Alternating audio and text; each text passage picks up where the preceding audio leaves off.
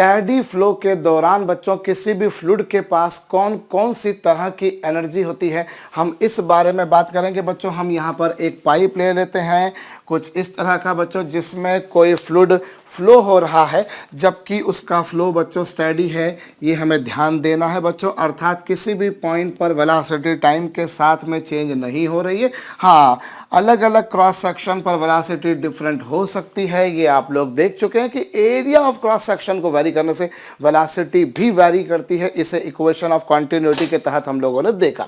अब यहाँ हमारे पास में बच्चों इस पाइप में कोई फ्लूइड फ्लो हो रहा है जो कि स्टेडी फ्लो बता रहा है।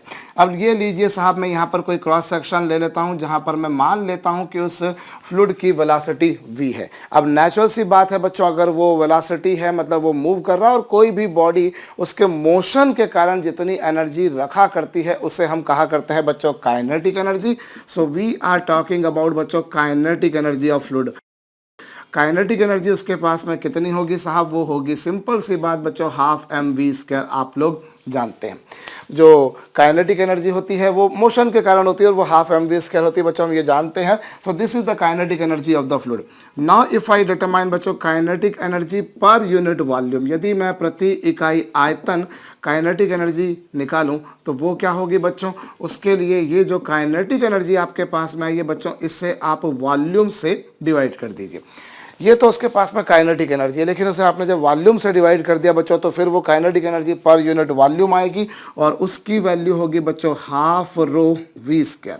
उसकी वैल्यू कितनी होगी बच्चों? हाफ m/v यानी कि density into v²। So this is the kinetic energy per unit volume, प्रति इकाई आयतन बच्चों उसकी गतिज ऊर्जा आ गई।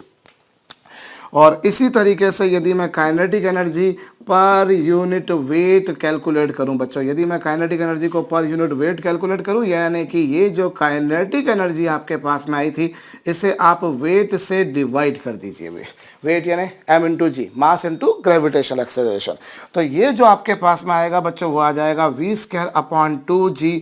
और kinetic energy per unit wait, प्रति इकाई भार जो गतिज ऊर्जा आती है बच्चों, उससे हम कहा करते हैं वेलोसिटी हेड। इसे वेलोसिटी हेड भी कहा जाता है बच्चों। तो kinetic energy half mv², kinetic energy per unit volume half rho v², और ये वेलोसिटी हेड है जिससे बच्चों kinetic energy per unit wait भी कह सकते हैं। अब यह मान लीजिए बच्चों कि ये जो पाइप है बच्चों जिसमें फ्लूइड फ्लो हो रहा है और जो क्रॉस सेक्शन मैंने लिया है बच्चों, उस क्रॉस सेक्शन की ग्राउंड, ये मान लीजिए बच्चों ये पृथ्वी है और इस ग्राउंड से इसकी हाइट जो है बच्चों वो सपोज कर लीजिए h है। लेट अस सपोज कि इसकी जो हाइट है बच्चों ग्राउंड से कितनी है? वो h है। तो नेचुरल सी बात है बच्चों बिकॉज ऑफ दिस हाइट उसके पास में पोटेंशियल एनर्जी भी आएगी, और प्रिसाइजली बोले तो बच्चों gravitational potential energy. So now I am determining बच्चों potential energy of fluid. Fluid के पास बच्चों पोटेंशियल एनर्जी कितनी होगी? तो वो होगी बच्चों mgh। This is potential energy of the fluid, gravitational potential energy बोल दीजिए। और यदि बच्चों मैं इसी पोटेंशियल एनर्जी को पर यूनिट वॉल्यूम निकालूं, if I determine this potential energy बच्चों पर यूनिट वॉल्यूम, प्रति इकाई आयतन, तो वो कितनी होगी बच्चों? वो जो पोटेंशियल एनर्जी आई है उसे आप वॉल्यूम से डिवाइड कर दीजिए, और मास अपॉन वॉल्यूम आपको संभवतया पता होगा बच्चों डेंसिटी होती है, यानी कि घनत्व होता है। पोटेंशियल एनर्जी थी mgh, पोटेंशियल एनर्जी को वॉल्यूम से डिवाइड कर दिया तो आ जाएगा बच्चों ρgh। और फिर हमारे पास में आती है बच्चों पोटेंशियल एनर्जी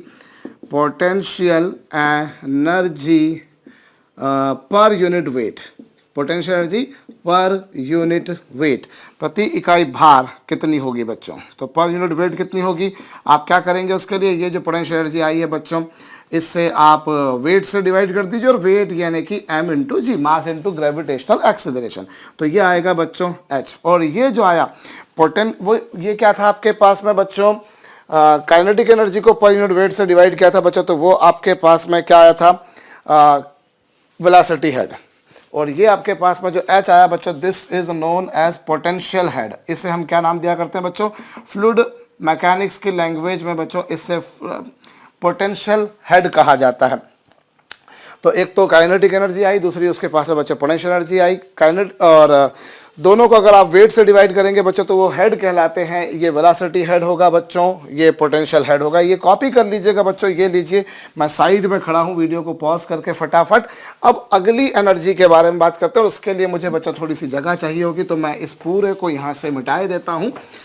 हम यहाँ पर एक और एनर्जी के बारे में बात करते हैं बच्चों। ये दोनों एनर्जीज तो ऐसी थी जो आप पहले भी पढ़ चुके हैं, बस हमने यहाँ पर कुछ नए टर्म्स पढ़ लिए हैं साहब हेड वाले। अब यहाँ पर हमारे पास में बच्चों ये लीजिए कोई वैसल, जिस वैसल में बच्चों हमने किसी फ्लूइड को भर रखा है। ये लीजिए बच्चों, इस वैसल में मैंने किसी फ्लूइड को भर रखा है यहाँ पर, और ये लीजिए साहब फ्लूइड को इस तरह से भर दिया गया है कुछ हाइट तक। अब आपको पता है बच्चों, जब फ्लूइड को कुछ हाइट तक भर दिया जाएगा तो ऑब्वियस सी बात है बच्चों वो प्रेशर एक्सर्ट करेगा, वो प्रेशर एक्सर्ट करेगा। ये लीजिए, और यहाँ पर बच्चों इस एंड को मैं एक कैप से बंद कर देता हूँ। मैंने एक कैप से बच्चों यहाँ पर बंद कर दिया, और फर्ज कीजिए बच्चों कि यहाँ से फ्लूइड कितनी हाइट तक भरा हुआ है। फ्लूइड यहाँ से बच्चों h हाइट तक भरा हुआ है।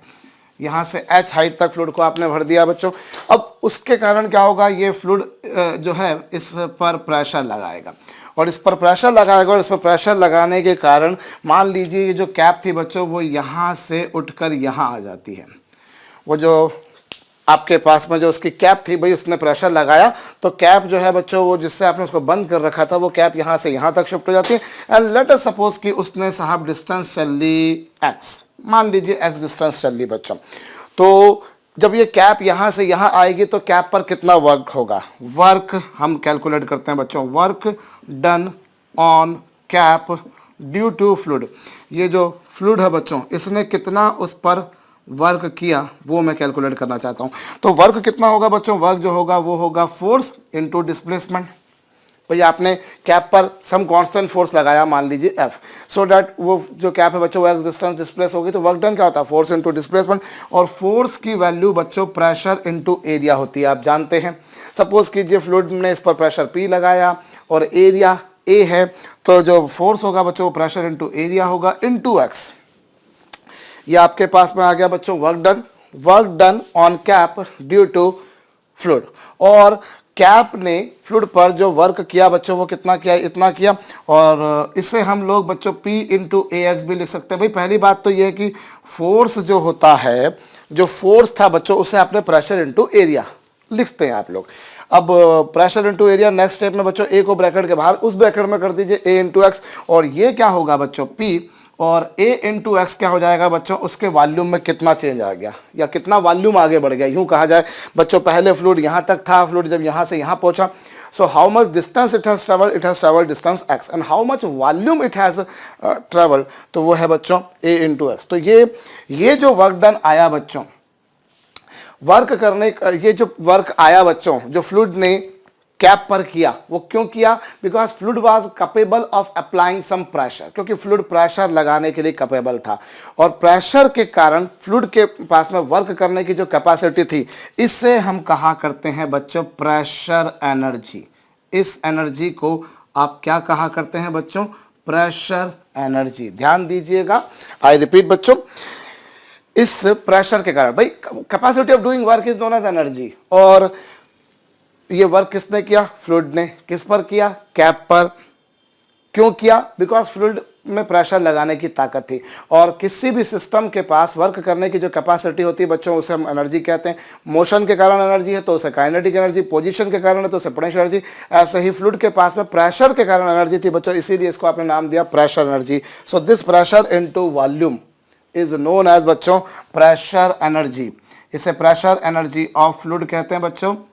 ये फ्लूइड की pressure volume energy, pressure energy है। कई बार बच्चों इसे कुछ लोग प्रेशर वॉल्यूम एनर्जी भी कहते हैं। यू कैन नोट डाउन बच्चों, इसे प्रेशर वॉल्यूम एनर्जी भी कहते हैं। प्रेशर एनर्जी तो कहते हैं, प्रेशर वॉल्यूम एनर्जी कहते हैं। और प्रेशर वॉल्यूम एनर्जी जो है बच्चों, यदि मैं प्रेशर एनर्जी निकालूं तो वो तो चलिए हो गई कितनी, P इंटू वी, वो तो हो गई बच्चों P इंटू वी।